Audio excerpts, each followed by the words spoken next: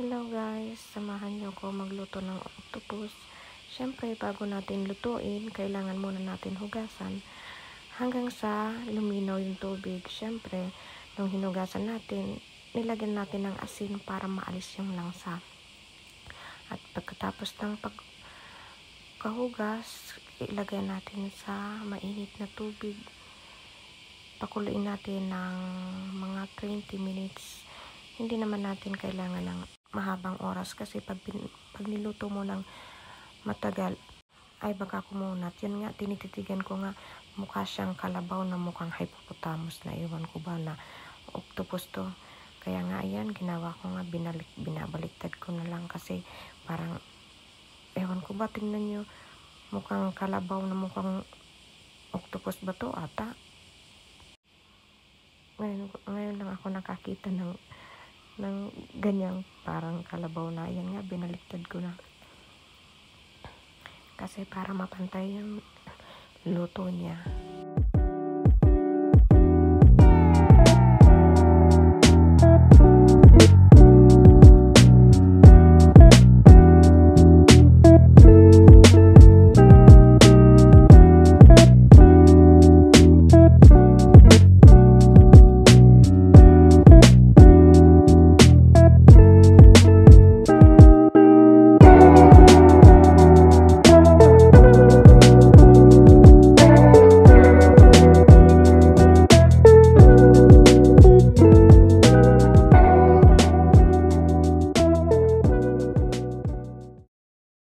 At yun nga, pagkatapos hati-hatiin yung mga paa, pag hiwa-hiwalayin, kumuha rin ako ng mga ilang piraso at pinaghati-hati ko rin para lutuin ko sa mantikilya.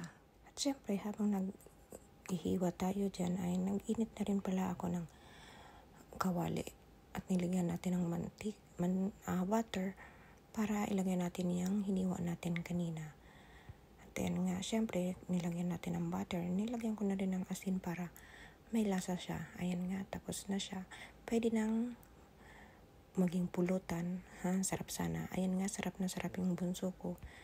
Kahit na medyo hilaw pa yun, sinawsaw niya lang sa toyo. Ayan, paborito talaga ng mga bata. Kaya paborito ko na rin. Masarap naman talaga siya. Ayan guys, thank you for watching. Don't forget to like and subscribe. Bye!